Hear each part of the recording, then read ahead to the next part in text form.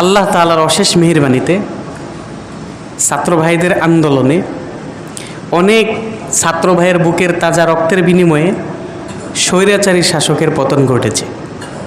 আমরা সকলেই দেখেছি, যারা বিভিন্নভাবে জনসাধারণের উপরে জুলুম করেছিল, প্রত্যেকের জায়গা থেকে জুলুম করেছে, যেটার সাক্ষী আজকে জনগণ নিজেই। এটা বলতে হয় না, বলে বুঝাইতে হয় না। যখন একজন জালেমের পতন হইল, আমরা সকলেই আনন্দ উল্লাসে মেতে উঠলাম। আমাদের সকলের আনন্দ উল্লাসে মেতে ওঠার ভিতরে কিছু মানুষ অতি আবেগী অথবা ছাত্রদের বা অন্য কারো বদনাম করার জন্য তারা কিছু অপ্রীতিকর কাজ করা শুরু করে দিল। যেমন আগে যারা আমাদের উপর জুলুম করেছে তাদের বাড়িঘর ভাঙা, দোকানপাট লুট করা, বাড়িতে আগুন লাগায় দেওয়া, পিটায়া হত্যা করে ফেলা। আমি আমার এলাকার কথা বলি, আমার এলাকাতে বড় বাজার আছে, যে থানা পর্যায়ে যে বড় বাজার, ওই বাজারে আক্রমণ করে বাজারের প্রায় বেশিরভাগ দোকান লুট করে নিয়ে গেছে। এটা লুট হয়ে গেছে। এখন আদৌ কি যারা দোকানের মালিক ছিল, হয়তো এই দোকানের জায়গাটা যে মালিক, সেই মালিক বড় কোনো ক্ষমতাধর ছিল, জুলুম করছে। তার কাছ থেকে তো দোকানটা আমি ভাড়া নিছি, দোকানের সম্পদগুলো তো আমার ছিল, আমি তো তার কাছ থেকে লিজ নিছি, তো আমার সম্পদ কেন আপনি দখল করলেন, বা আমার উপরে জুলুম কেন? অথবা এমনও তো হইতে পারে, তার জুলুম থেকে বাঁচার জন্য আমি মুখে মুখে পরিচয় দিছি আমি অমুকের লোক, জুলুম থেকে বাঁচার জন্য। কোনো আন্দোলনে নেই, জুলুমেও নেই, কিন্তু আজকে আমার উপর আক্রমণ হচ্ছে। এই কাজটা যারা করছেন, এই কাজগুলো যারা করেছে, আদৌ কি এটা মুসলমানের পরিচয়? আদৌ কি এই কাজগুলো যারা করেছেন, যদি কারো জালেমের প্রতিশোধ নিতে হয়, ওই জালিমের প্রতিশোধটা কিভাবে নিব, কোন পর্যায়ে নিব, এই ক্ষেত্রে কোরআন হাদিস আমাদেরকে কি বলে, বিশ্বনবীর সিরাত আদর্শ আমাদেরকে কি বলে, এটা আমাদের জানা দরকার। এজন্য আমরা আমাদের প্রত্যেকের নিজ জায়গা থেকে এই কোরআন হাদিস ভিত্তিক আমাদের প্রতিশোধ যদি কারো তরফ থেকে নিতে হয়, নিব। প্রতিশোধটাও হতে হবে আল্লাহর এবং আল্লাহ তার নবীর শিখানো কোরআন এবং হাদিসের বাণী অনুযায়ী, নির্দেশ অনুযায়ী হতে হবে।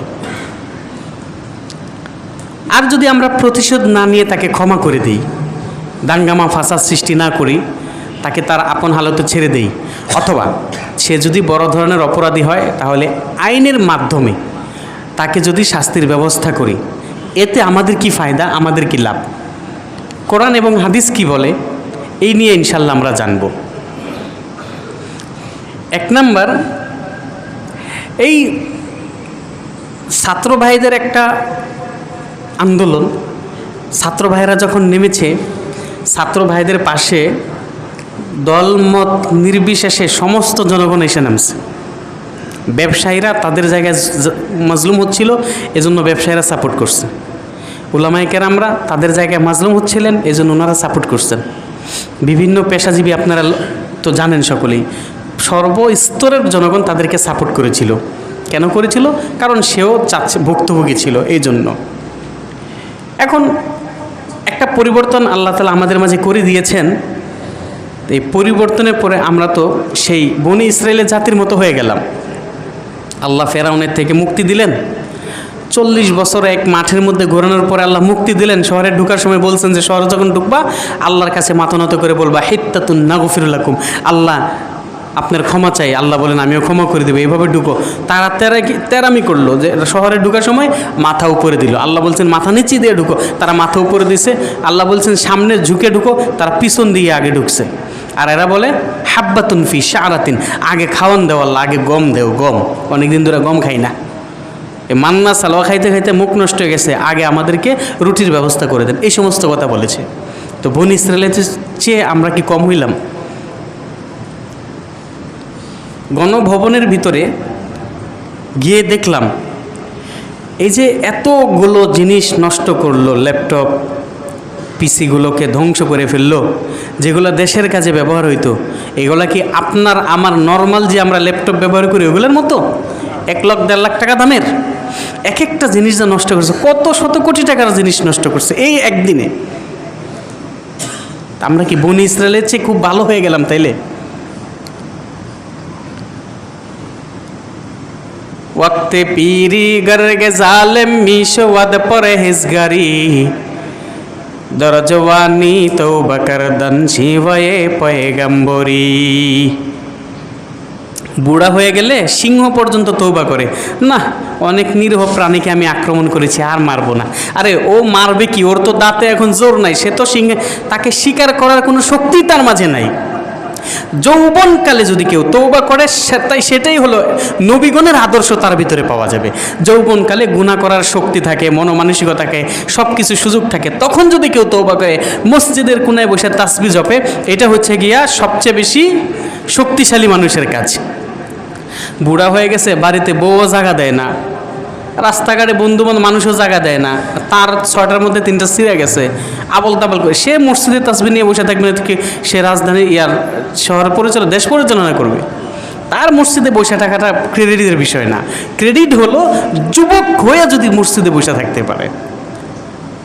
তো এতদিন আমরা মাজলুম ছিলাম, ঠিক আছে, এখন যে সুযোগ পাওয়ার পরে দেশের সম্পদগুলো নষ্ট করব, এইটা কোন বিবেকের কাজ? দেশ তখনও দেশের সম্পদ ছিল, এখনও দেশের সম্পদ।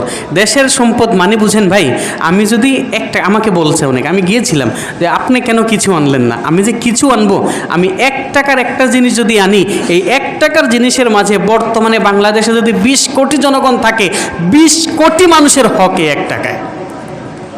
মৃত্যুবরণের পরে আমাকে শুধু একজনের কাছে জবাব নাই, এই 20 কোটি জনগণের কাছে জবাব দিয়ে তারপরে পার হতে হবে। এটা আমরা বুঝতে হবে।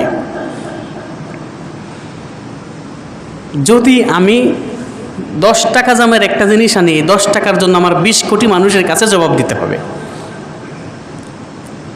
তাহলে এগুলা সাধারণ বিষয় না, খুব ভয়ঙ্কর ব্যাপার।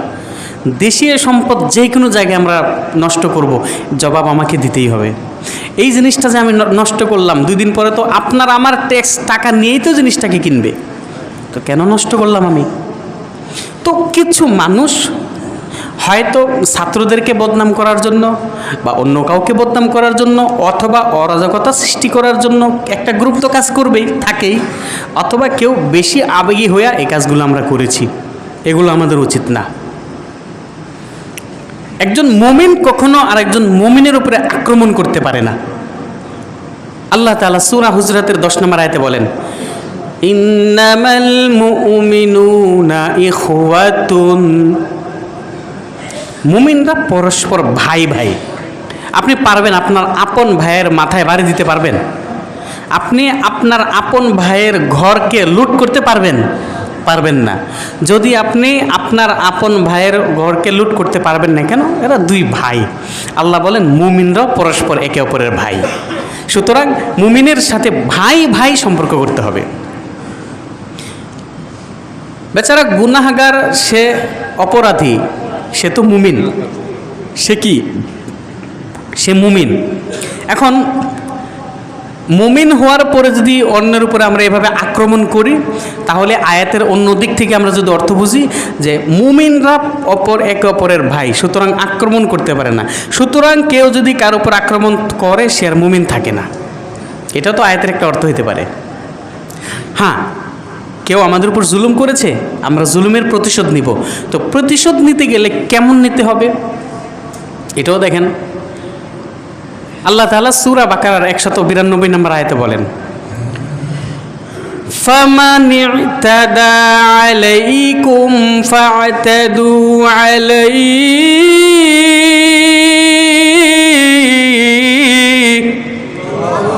আল্লাহ বলেন, যারা তোমাদের উপর বাড়াবাড়ি করবে, জুলুম করবে, তোমরা যদি তার প্রতিশোধ নিতে চাও, তাহলে তোমরা তার উপরে প্রতিশোধ নিতে পারো। কেমন? বিমিসলি মা তাদা আলাইকুম, এরা তোমাদের উপর যেই পরিমাণ জুলুম করছে সেই পরিমাণ নিতে পারো, এর চেয়ে বেশি কম না। আল্লাহ বললেন এই ক্ষেত্রে, প্রতিশোধ নেওয়ার ক্ষেত্রে, বিচার করার ক্ষেত্রে আল্লাহকে ভয় করো। ওয়াত্তাকুল্লাহ,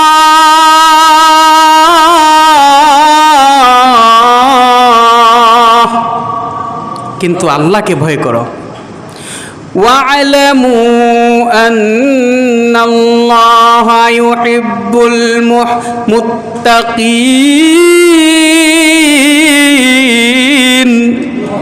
তোমরা জেনে রাখো আল্লাহ কিন্তু মুত্তাকিদেরকে ভালোবাসে। আমরা যদি অন্যের উপরে জুলুম করিও, প্রতিশোধ নেই, আমাদের সমান সমান করে নিতে হবে। আর যারা ঝগড়া বিবাদ জুলুম ফাসাদ করি, এদের মাঝে যে আগে সমস্যাটা শুরু করবে সে হবে সবচেয়ে দায়ী। সুনানে ইমাম বাইহাকি রহমাতুল্লাহি আলাইহি তার সুনানুল কুবরা হাদিসের কিতাবে 21095 নম্বর হাদিসে বলেন, আল মুতাসাব্বানে মা ক্বালা ফাআলাল বাদি, দুইজন গালাগালি করলো, ঝগড়া লাগলো। এই দুইজন ঝগড়া করার কারণে, গালাগালি করার কারণে দোষটা হবে প্রথমে যে শুরু করছিল তার, যে শুরু করছে এর পুরাটাই দোষ। হ্যাঁ, হাদিসে বলেন মালাম ইয়াজলিম আলাল মাজলুম, যতক্ষণ পর্যন্ত মাজলুমে অতিরঞ্জিত না করবে। মানে প্রথমে যে শুরু করছে ওরা একটা থাপ্পড় দিছে, তো হ্যাঁ দুইটা লাগাই দিছে, সে তো বেশি করে ফেললো, তাহলে যে শুরু করছে তার উপর দোষ হবে না। হ্যাঁ, সমান সমান যদি হয়, এখন যদি বিচারে কাঠগড়ার দ্বারায়, এখন এখানে জালেম প্রমাণিত হবে, দোষী প্রমাণিত হবে যে আগে শুরু করছে, তুমি কেন আগে শুরু করলা। তিরমিজি শরীফের 3165 নম্বর হাদিস, আন্না আয়েশা রাদিয়াল্লাহু তাআলা আনহা ক্বালাত জালাসা রাজুলুন মা'আন নবী সাল্লাল্লাহু আলাইহি ওয়াসাল্লাম, হযরতে মা আয়েশা রাদিয়াল্লাহু তাআলা আনহা বলেন, এক ব্যক্তি আল্লাহর নবী, বিশ্ব নবী রাহমাতুল লিল আলামিনের কাছে এসে বসলো। বসে বলতেছে, ওগো নবীজি, ইন্নালি মামলুকিনা ইউকাযযিবুনানি ওয়া ইয়াখুনুনানি ওয়া ইয়াহসুনুনানি, ওগো নবীজি, আমার অধীনে আমার কিছু গোলাম আছে, আমার কিছু বর্তমান যেমন চাকর আছে, যারা আমার কোনো কথা শুনে না, আমার সাথে খেয়ানত করে, বেঈমানি করে, আমাকে মানে না। ওগো নবীজি, তাদের এই বেঈমানির কারণে, খেয়ানতের কারণে আমি তাদেরকে আশতিমুহুম, বকা দেই, আজরিবুহুম, আমি তাদেরকে মার দেই। নবী গো, বলেন তো দেখি, কাইফা আনা মিনহুম, তাদের মনিব হিসাবে, মালিক হিসাবে বলেন তো আমি কেমন। আল্লাহর নবী বলেন, রে সাহাবী, ভালো করে শুনে রাখ, আল্লাহ রাব্বুল আলামিন প্রত্যেক মানুষের সাথে দুইজন করে ফেরেশতা দিয়েছেন। এই ফেরেশতারা তোমার কর্মকাণ্ডের হিসাব রাখে। ইহসাবু মা ইয়াসুকা ওয়া খানুকা ওয়া কাযাবুক, তারা তোমার সাথে যেই বেঈমানি করে, তোমারে মিথ্যা প্রতিপন্ন করে, তোমার কথা মানে না, এটারও হিসাব করে। আর তুমি যে তাদের বিচার করো, এই বিচারের হিসাবও ফেরেশতারা করে। রে সাহাবী, কান খুলে শুনে রাখ, এই সাহাবী, কিয়ামতের ময়দানে আল্লাহ রাব্বুল আলামিন যখন বিচার কর্ম পরিচালনা করবেন, ওই সময় যদি তোমার তাদের এই প্রতিশোধ নেওয়াটা সমান সমান হয়, তাহলে মা লাকা ওয়া মা আলাইকা, বিষয়টা তো এখানে হয়ে গেল, তোমার ব্যাপারেও বিরুদ্ধেও যাবে না, তোমার পক্ষেও কিছু নাই। আর যদি তাদের অপরাধের তুলনায় তোমার শাস্তি কম হয়ে যায়, কিয়ামতের ময়দানে তো তোমার পক্ষ থেকে কেসাস নেওয়া হবে, তোমাকে অতিরিক্ত, তুমি যে কম শাস্তি দিলা এই কারণে তোমাকে সওয়াব দেওয়া হবে। আর যদি তুমি মনে করো তোমার শাস্তি তাদের অপরাধের তুলনায় বেশি হয়ে যায়, এই বেশি হওয়ার কারণে কিয়ামতের ময়দানে আল্লাহ রাব্বুল আলামিন তুমি যে তাদেরকে শাস্তি তাদের অপরাধের তুলনায় বেশি দিলা, এই কারণে তোমার বিচার হবে। ওই সাহাবী কথা শুনে কান্না শুরু করে দিল। আল্লাহর নবীর কাছ থেকে সে চলে যায়, কান্না করে মালিক। আল্লাহর নবী তাকে ডেকে ডেকে বলে, সাহাবী রে, তুমি কি আল্লাহর এই আয়াতকে শুনো না? আমার আল্লাহ বলেন, ওয়ানাদাউল মাওয়াজিনাল কিসত লিয়াউমিল কিয়ামা ফালা তুজলামু নাফসুন শাইআ। আল্লাহ রাব্বুল আলামিন বলেন, কিয়ামতের ময়দানে আমি ইনসাফের দাড়ি পাল্লা কায়েম করব। এই পাল্লায় কারো প্রতি কোনো জুলুম করা হবে না। একটা সরিষা দানা পরিমাণ বিষয়ও সেই দিন তোমার সামনে আনা হবে। ওয়াকাফা বিনা হাসিবিন।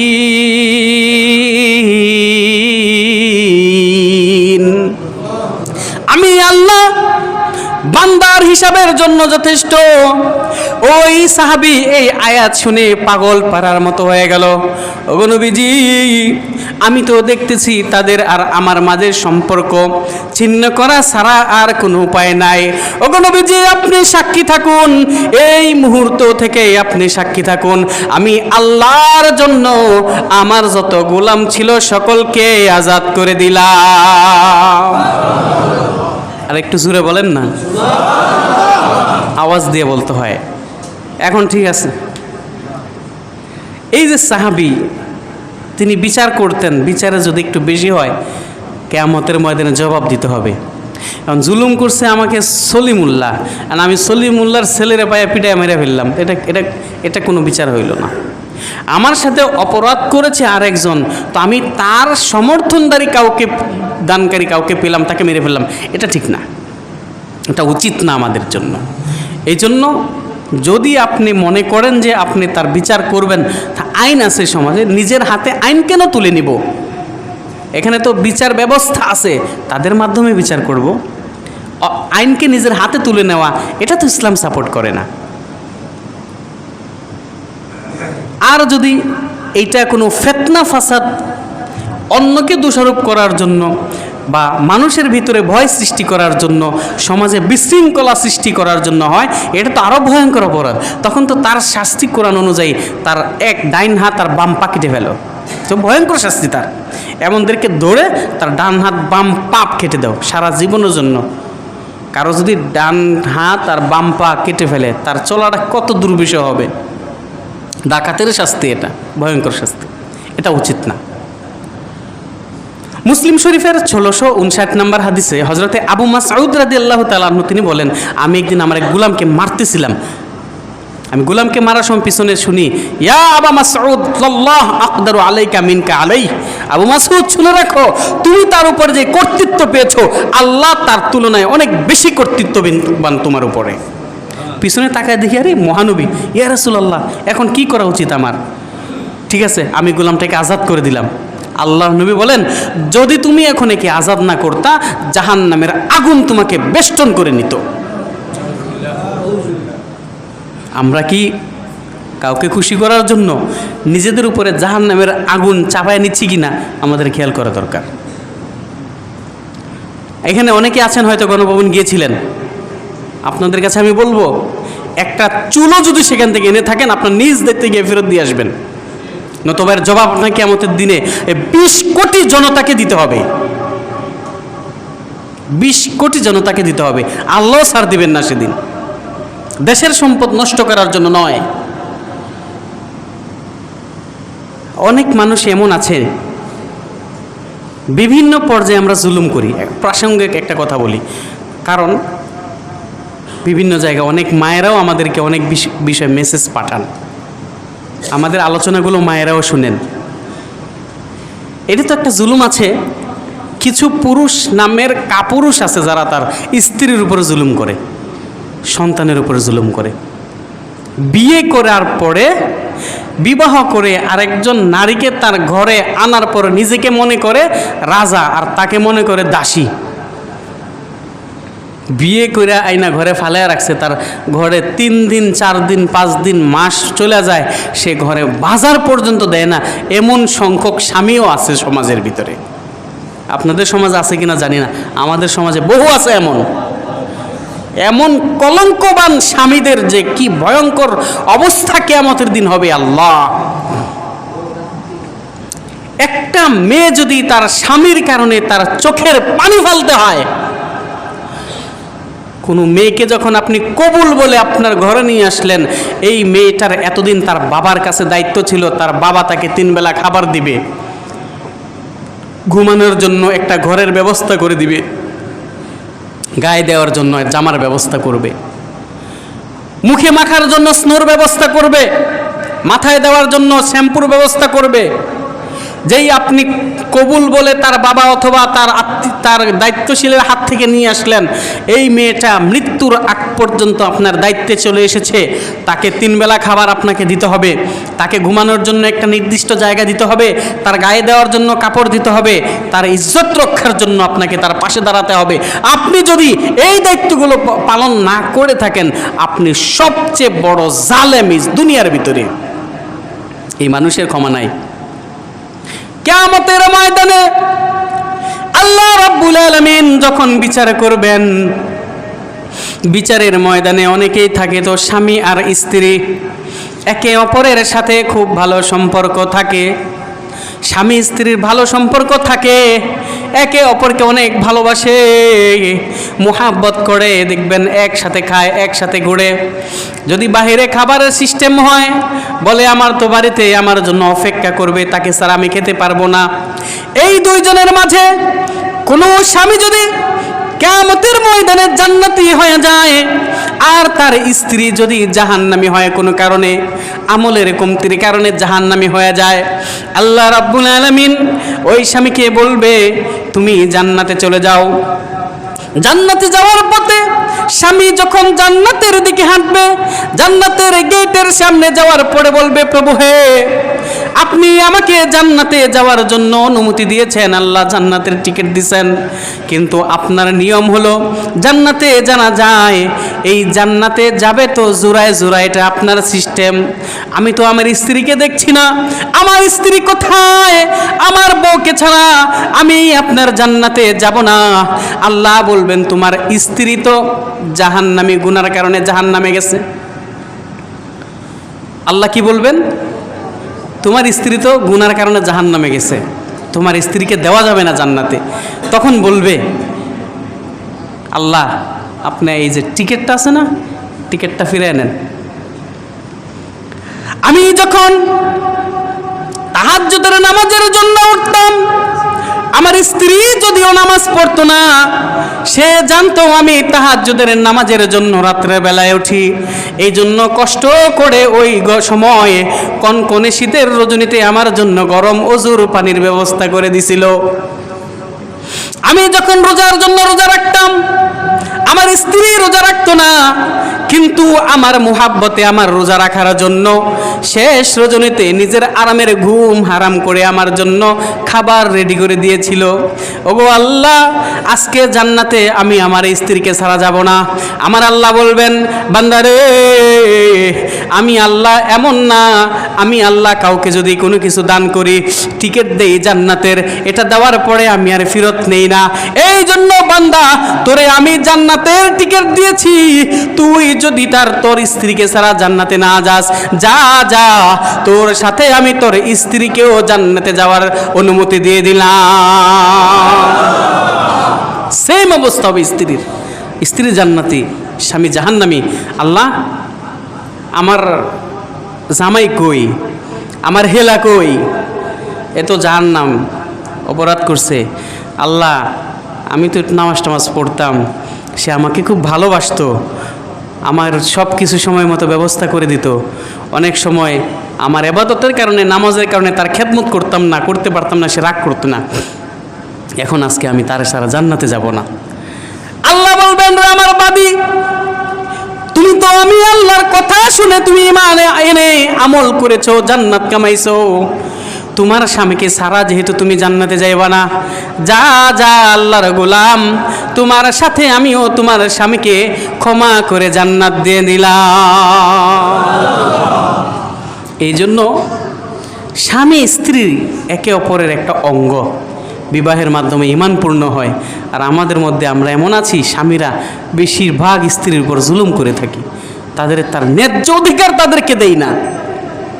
এই জন্য যেই মা বোনেরা এমন আছেন যাদের স্বামী তাদের কথা শুনে না, পরক্রিয়া করে, অথবা তার ফ্যামিলির খবর নেয় না, সন্তান আছে, স্ত্রী আছে, তার খাবারের কোনো বাজার আছে কিনা ঘরে কোনো খবর নাই, নিজে বাইরে বাইরে ঘুরে বাদাইম্যার মতো ঘুরে, কাজ কাম করে না, নিজে কোনো রকম চলে, যেখান থেকে পারে খায়, কিন্তু এই বেচারির ঘরে কী অবস্থা এটা খবর নেয় না। এমন স্ত্রীদের জন্য আমার পরামর্শ থাকবে, উচিত হলো আমরা নিজেকে একটু আকর্ষণীয় করে তুলি স্বামীর সামনে নিজেকে একটু সুন্দর করে গুছায় রাখবো, আকর্ষণীয় সুন্দরী করে তুলবো, যেন স্বামী আমার প্রতি আকৃষ্ট হয়, তার প্রতি একটু কেয়ারফুল হয়ে যাবে, তার প্রতি আরও খেয়াল রাখবো, সে যেন বুঝতে পারে না আমার স্ত্রী আমাকে বেশি গুরুত্ব দিচ্ছে। এর সাথে নিজে ভালোভাবে নামাজ পড়ে আল্লাহর কাছে কান্না করতে হবে, আল্লাহর কাছে দোয়া করা যে আল্লাহ তুমি আমার স্বামীকে হেদায়েত দাও, এবং বিশেষ করে একটা আয়াত পড়া, ওয়াল্লাযীনা ইয়াকুলুনা রব্বানা হাব লানা মিন আজওয়াজিনা ওয়া যুররিয়াতিনা কুররাতা আয়ুন ওয়াজআলনা লিল মুত্তাকিনা ইমামা। আয়াতটা বেশি বেশি পড়া। আশা করা যায় এভাবে করতে করতে আল্লাহ তাআলা তার স্বামীকে হেদায়েত দিয়ে দিবেন।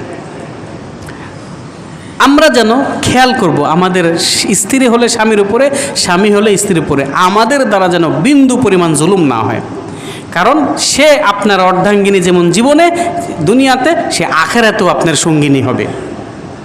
যে 70 জন হুর আল্লাহ আপনাকে দিবে, তার মাঝে আপনার স্ত্রী হবে তাদের সবচেয়ে রানী, সবচেয়ে বেশি সুন্দরী, তাকে আল্লাহ তাআলা বানায় দিবেন। ওই হুরের রানী হবে, তাই তাকে দুনিয়াতে কষ্ট দিবেন না। কোনো স্বামী যখন রাত্রের বেলায় স্ত্রীর প্রতি, তিরমিজি শরীফে আমি হাদিসটা পড়ছিলাম, কষ্ট করে মনে ব্যথা নিয়ে শুয়ে থাকে, স্ত্রীর ব্যবহারে সে কষ্ট পাইছে, মন খারাপ করে রাত্রে শুয়ে রয়েছে, তো আসমান থেকে হুর ওই মহিলাকে ডেকে ডেকে বলে, এই খবিস, এটা তো আমার স্বামী, আল্লাহ তোমাকে 3 দিনের জন্য, কিছু মুহূর্তের জন্য দুনিয়াতে তোমার দায়িত্ব দিছে, আর তুমি আমার স্বামীকে কষ্ট দিচ্ছ। আসো কিয়ামতের ময়দানে আমার স্বামীকে কিভাবে খুশি করতে হয় আমি দেখব, তখন তোমাকে আর কাছে আসতে দেব না। হুরেরা ডেকে ডেকে বলে স্ত্রীদেরকে, স্বামীর মনে কষ্ট দিও না। সেম স্বামী যদি কোনো মেয়ের কষ্ট দেয়, তখনও সেম অবস্থা হবে। এই জন্য আমরা এই জুলুমটা থেকে বেঁচে থাকবো ইনশাআল্লাহ। এতক্ষণ তো গেল, আমরা যদি কারো কাছ থেকে জুলুম করছে তারা সব শাস্তি দেই বা প্রতিশোধ নেই, কেমন নিব, সমান সমান নিতে হবে। আর যদি আমরা প্রতিশোধ না নিয়ে ক্ষমা করে দিই, অপরাধ করছে অপরাধী, ঠিক আছে আল্লাহর রাস্তায় তারে মাফ করে দিলাম, তোমার বিচার তো করবে, সরকার করবে, বা আইন শৃঙ্খলা বাহিনী যারা আছে এরা করবে, বা আইন করবে তার বিচার। আমি করলাম না, আমি তোরে মাফ করে দিলাম। ক্ষমতা আছে, তোমাকে আমি আক্রমণ করতে পারতাম, মারতে পারতাম, তোমাকে লুণ্ঠন করতে পারতাম, কিন্তু আমি করলাম না। এটা যদি হয় তাহলে কি হবে? তাহলে আল্লাহ রাব্বুল আলামিন বলেছেন, আমরা যখন বিবাহ করি, বিয়ে করার পরে স্ত্রীর সাথে যখন বাসর রাত্রে স্ত্রীর কাছে আমরা যেতে চাই, তখন স্ত্রীর অধিকার আছে মোহরের টাকা, যেটা নগদ দেওয়ার কথা, এই টাকাটা যতক্ষণ আপনি আদায় না করবেন সে আপনাকে কাছে আসতে দিবে না। এটা স্ত্রীর অধিকার। ওকে হালাল করার জন্য আপনার যেমন দেনমোহর ধরছে, দেনমোহর দিতে হয়। জান্নাতের জন্য দেনমোহরের মতো মনে করেন, জান্নাতের মূল্য হচ্ছে প্রতিহিংসা না করা। সুবহানাল্লাহ বলবেন না? কেউ যদি কোনো প্রতিহিংসা না করে, জালেমের উপর আক্রমণ না করলো, ক্ষমা করে দিল, এই ক্ষমা করাটা জান্নাতের মূল্য স্বরূপ।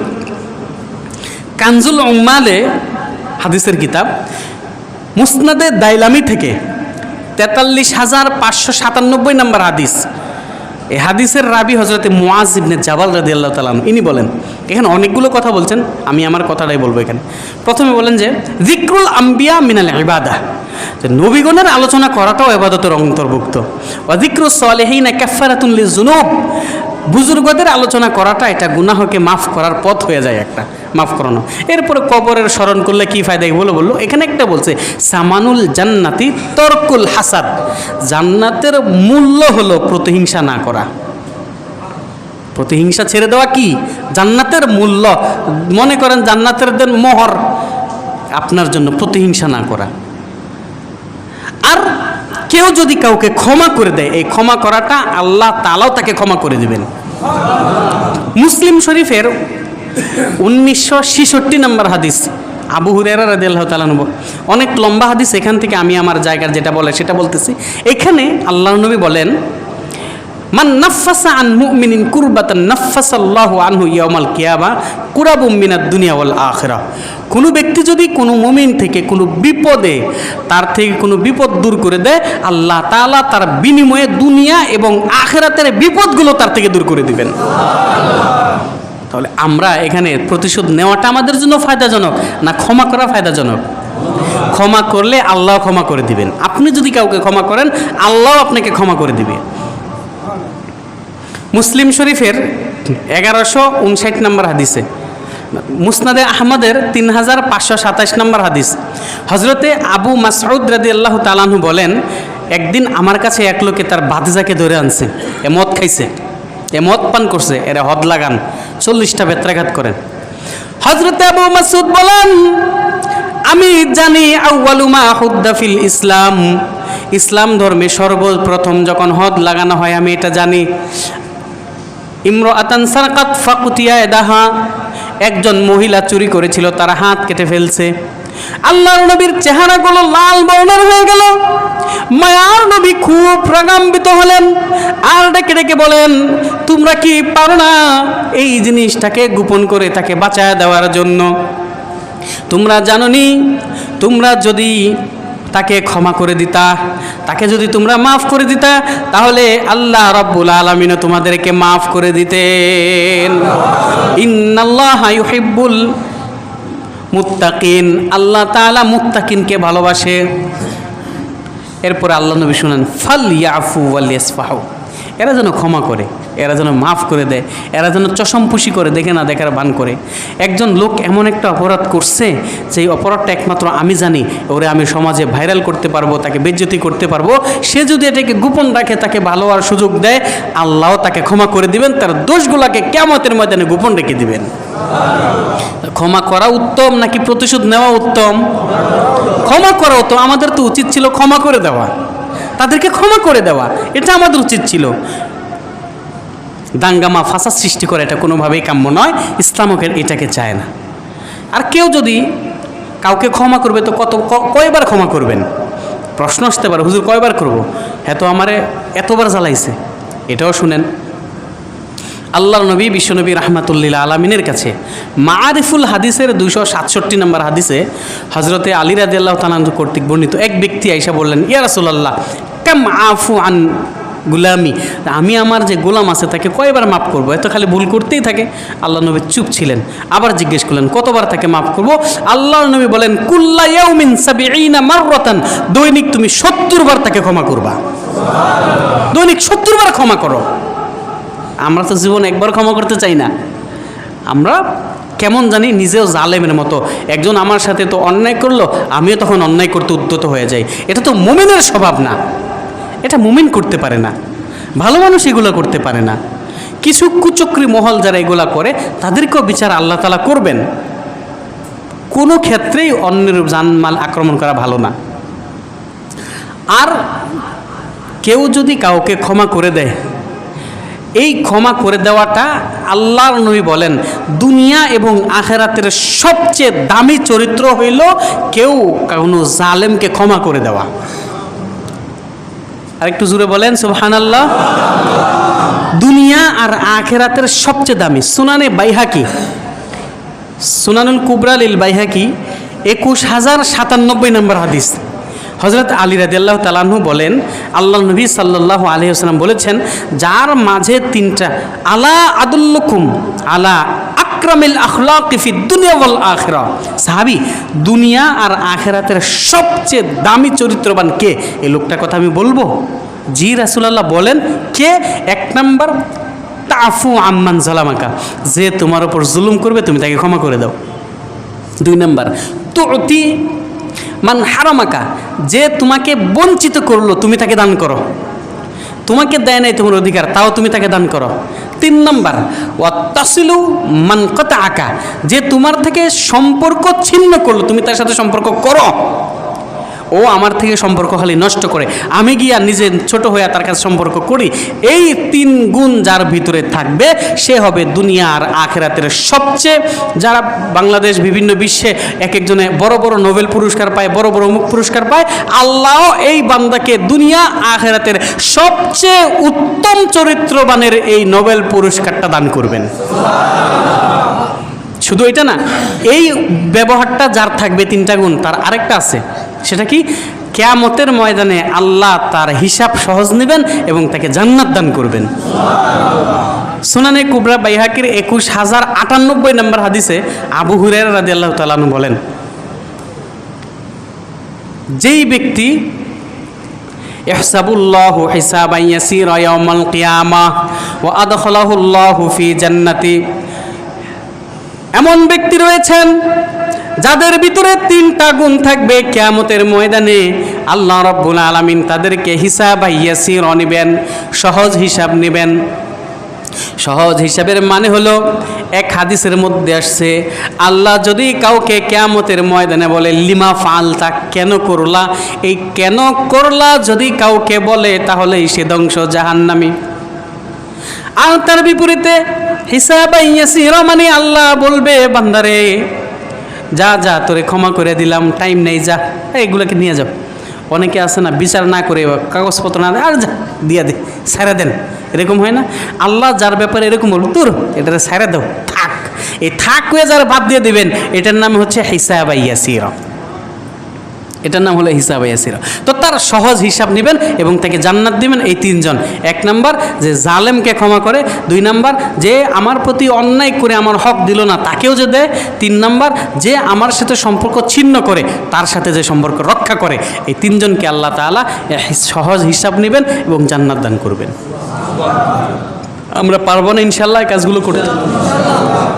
শুধু তাই না, এক ব্যক্তি ছিল আগের জমানার, বুখারী শরীফের 3165 নম্বর হাদিস। আগের জমানার এক লোক ছিল, সে মানুষদেরকে সুযোগ দিত, যে ধনীরে কি করতো, ঋণ দিলে বা বাজার সদাই দিলে তাকে, সে যদি ভাই আমার একটু কষ্ট, একটু সুযোগ দাও, 1 মাসের জায়গায় 2 মাস 3 মাস তাকে সুযোগ দিত। আর যদি গরিব হইতো তাকে মাফ করে দিত। তার কর্মচারীদেরকে বলে দিছে, আমার দোকানে যদি কোনো ধনী আইসা সুযোগ চায় যে ভাই একটু কষ্টে আছে, আমার একটু কিছুদিন সুযোগ দেন, তাহলে সুযোগ দিবা।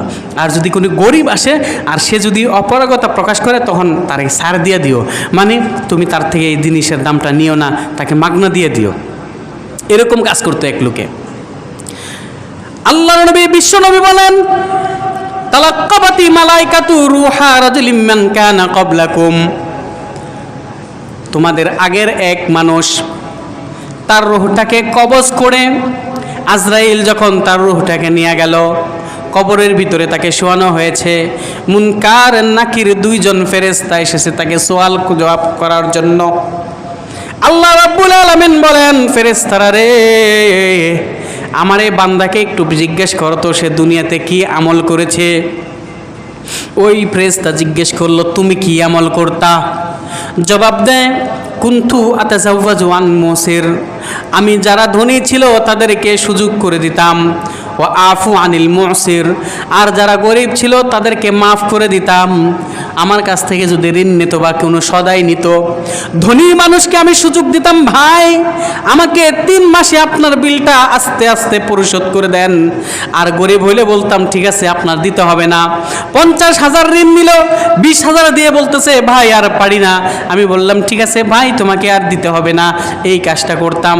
আল্লাহ রাব্বুল আলামিন বলেন, আমার এই বান্দা দুনিয়াতে মানুষদেরকে যখন সুযোগ দিত, আজকে ফেরেশতারা তাকে বাকি 3 প্রশ্ন করার দরকার নাই, আমি আল্লাহও তাকে জান্নাত দিয়ে দিলাম। জান্নাতের গ্যারান্টি পেয়ে গেছে।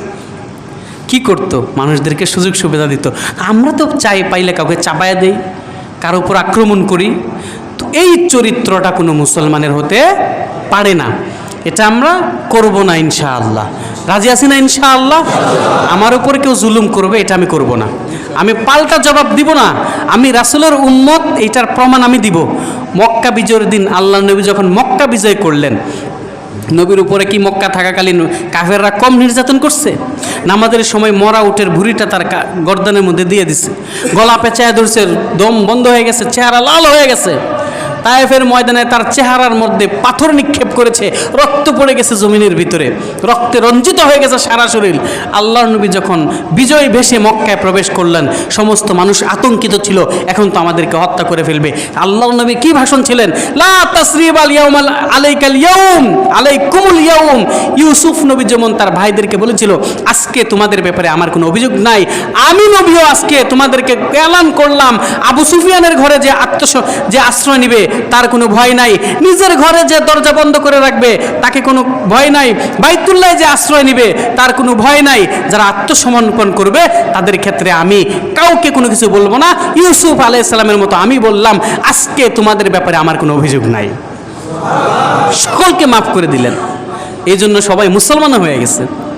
আমরাও যদি আমাদের অপরাধী ভাইদেরকে সুযোগ দেই, তারাও দেখবেন ভুল বুঝতে পেরে আল্লাহর কাছে কেঁদে তারাও যুগের শ্রেষ্ঠ অলিও হয়ে যেতে পারে। অসম্ভবের কিছুই না, আমাদের সুযোগ দেওয়া উচিত। হ্যাঁ, আমরা খেয়াল রাখবো আমাদের সমাজে যেন বিশৃঙ্খলা সৃষ্টি না হয়। অন্তত আমি ঠিক হয়ে যাব, আমার দ্বারা যেন কোনো বিশৃঙ্খলা সৃষ্টি না হয়। পারবো তো ইনশাআল্লাহ? আল্লাহ তাআলা আমাদের সকলকে কবুল আর মঞ্জুর করে নিন।